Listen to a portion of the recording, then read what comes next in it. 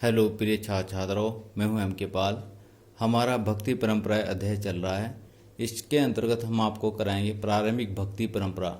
इसमें जो धर्म के इतिहासकार भक्ति परंपरा को दो वर्गों में विभक्त करते हैं, सगुण परंपरा और निर्गुण परंपरा। दो भागों में विभक्त करते हैं यहाँ पर भक्ति परंपरा को।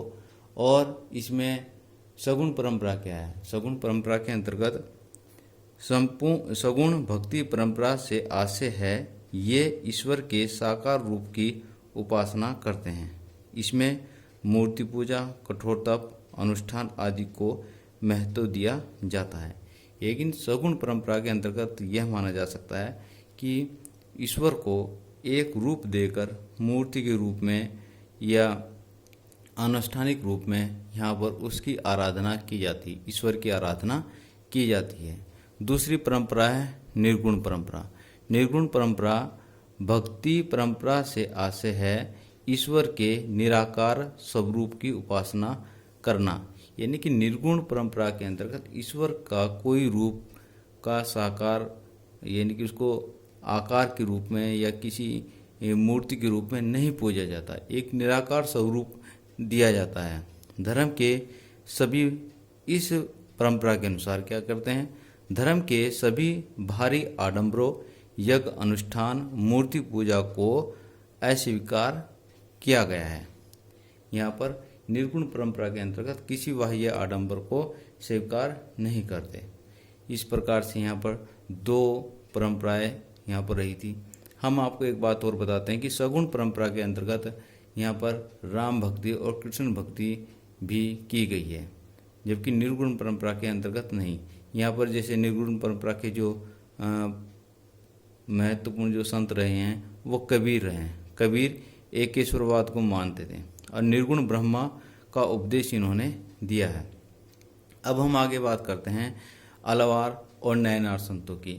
सबसे पहले जो भक्ति आंदोलन प्रारंभ किया गया था वह 6ठी शताब्दी में अलवारों और नयनारों संतों के द्वारा किया गया था। इसका प्रारंभ तमिलनाडु से हुआ था। अब अलवार जो थे वो विष्णु भक्ति की पूजा करते थे और नयनार शिव की पूजा करते थे, यानी कि शिव की आराधना करते थे। अलवार और नयनार संत एक स्थान से दूसरे स्थान पर भ्रमण करते हुए अपने इष्ट देवता की स्तुति में भजन गाते थे। अपनी यात्रा के दौरान अलवार और नयनार संतों ने कुछ पावन स्थलों को अपने इष्ट देवता का निवास स्थल घोषित किया। इन्हीं स्थलों पर बाद में विशाल मंदिरों का निर्माण हुआ और वे तीर्थ स्थल बन गए। इन संतों के भजन मंदिरों में गाए जाते हैं और संतों की प्रतिमा की पूजा भी मंदिरों में की जाने लगी। यहाँ पर यह बताया गया कि जो अलवार संत थे, तमिलनाडु के जो अलवार और नयनार संत थे, वह अलग अलग विचारधारा के थे। जो अलवार संत थे वो विष्णु की भक्ति करते थे और नयनार शिव की भक्ति करते थे। अलवार और नयनार संतों जो जगह जगह पर घूमकर भ्रमण करके अपने इष्ट देवता यानी कि विष्णु और शिव की स्तुति करते थे, भजन के माध्यम से स्तुति करते थे।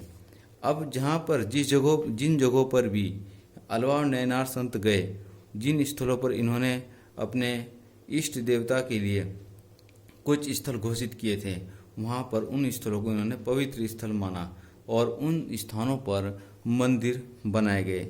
यही नहीं, जो अलवार संत थे उनकी प्रतिमाएं भी इन मंदिरों में लगाई गई और बाद में उनकी भी पूजा की जाने लगी।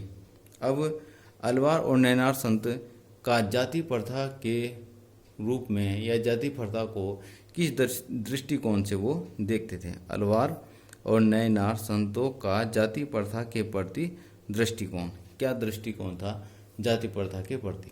देखो, हम बात करते हैं यहाँ पर। अलवार और नयनार संतों ने जाति प्रथा व ब्राह्मणों की प्रभुता का विरोध किया, यानी कि जाति प्रथा का विरोध करते थे। और जो ब्राह्मणीय परंपरा थी उसमें जो जाति व्यवस्था थी उसका उन्होंने विरोध किया। दूसरी बात, अस्पृश्यता एवं जाति पाति का विरोध किया। वस्तुतः ब्राह्मण वर्ग जाति पाति का भेद मानता था।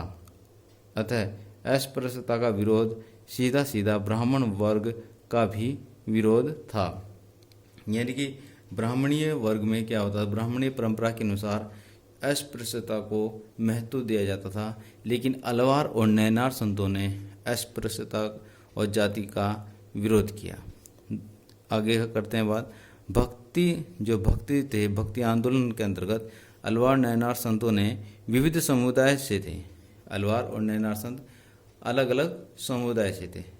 उसमें ब्राह्मण भी थे, शिल्पकार भी थे और किसान भी थे। विभिन्न वर्गों से ये संत आए थे और कुछ तो उन जातियों से आए थे जिन्हें अस्पृश्य माना जाता था। अलवार और नैनार संतों की रचनाओं को वेद जितना महत्वपूर्ण बताकर इस परंपरा को सम्मानित किया था। यानी कि जो अलवार संत थे और नैनार संत, उनकी जो रचनाएं थी, उन रचनाओं को वेदों से भी अधिक महत्वपूर्ण बताया गया और इस परंपरा को सम्मानित किया गया। यानी कि जो अलवार नैनारों की जो परंपरा थी उसको उन्होंने सम्मानित किया। अलवार संतों के एक मुख्य काव्य अलवार संतों का एक मुख्य काव्य संकलन नल यीरा दिव्य प्रबंधनम का वर्णन तमिल वेद के रूप में किया जाता है। ये जो क्वेश्चंस है, कई बार बहुविकल्पीय क्वेश्चंस पूछे जाते हैं, ऑब्जेक्टिव क्वेश्चंस पूछे जाते हैं प्रतियोगी परीक्षाओं में, उनमें भी बहुत आता है, इसलिए उसको ध्यान रखना। यानी कि नल यीरा दिव्य प्रबंधनम जो ग्रंथ है वह अलवार संतों की काव्यों का संकलन है और इस ग्रंथ को तमिल वेद के रूप में जाना जाता है।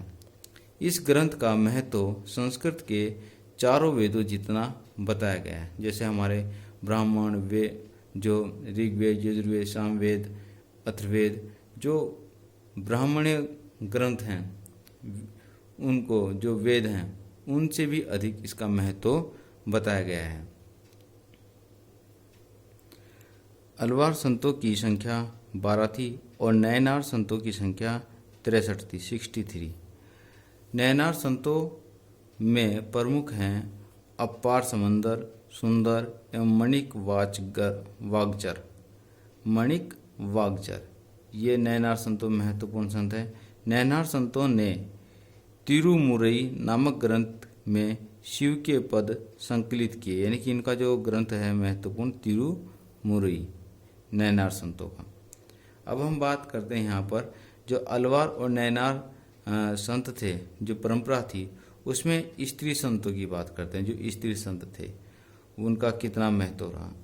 अलवार एवं नैनार संतों में या अलवार नैनार परंपरा में स्त्री संतों का होना इस परंपरा की विशिष्टता को दर्शाता है। यानी कि जो छठी शताब्दी ईसा पूर्व में भी छठी शताब्दी में भी यहाँ पर महिला को विशिष्ट स्थान दिया गया है। अलवार संतों में अंडाल नामक महिला संत के भक्ति गीत अत्यधिक लोकप्रिय थे। अलवार संतों में जो महत्वपूर्ण महिला जो प्रसिद्ध संत रही है वो अंडाल, उनका नाम था अंडाल। यह क्वेश्चंस भी बहुविकल्पीय परीक्षाओं में पूछा जाता है। अंडाल स्वयं को विष्णु भगवान की प्रेयसी मानती थी। कुछ विद्वानों ने अंडाल को दक्षिण भारत की मीरा कहा है। नैनार जो शैव थे संतों में शिव स्त्री भक्त, यानी कि जो भक्त स्त्री थी उनका नाम था कराईकल अम्मैयार उनका नाम था। इन्होंने अपने उद्देश्यों की प्राप्ति हेतु घोर तपस्या का मार्ग अपनाया था। नैनार परंपरा में कराईकल की रचनाओं को सुरक्षित रखा गया। इन स्त्रियों ने अपने सामाजिक कर्तव्यों का परित्याग किया। इस प्रकार से हम देख सकते हैं कि जो अलवार वैष्णव और नैनार शैव संत थे ने समाज में व्याप्त कुरीतियों का अंत करने के लिए भक्ति आंदोलन प्रारंभ किया था। एक प्रकार से हम जब देखते हैं कि जो तमिलनाडु में 6वीं शताब्दी ईस्वी में जो आंदोलन प्रारंभ हुआ था, वहाँ पर उसका मुख्य उद्देश्य यही था कि समाज में व्याप्त जो बुराइयां हैं, जो कुरीतियां हैं, जो आडंबर हैं, जो दिखावा है, उसका समाप्त किया जाए, यानी सामाजिक भेदभाव को खत्म किया जाए। धन्यवाद।